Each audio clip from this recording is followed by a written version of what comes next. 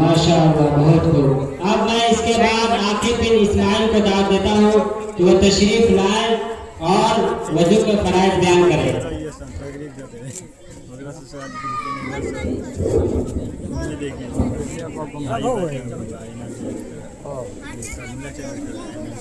अस्सलाम वालेकुम रहमतुल्लाहि व बरकातहू। वजू की प्राइस, वजू मतलब प्राइस है हमारे पेशानी के बाल के नीचे तक एक कान गलत है, दूसरे कान गलत, पूरा चेहरा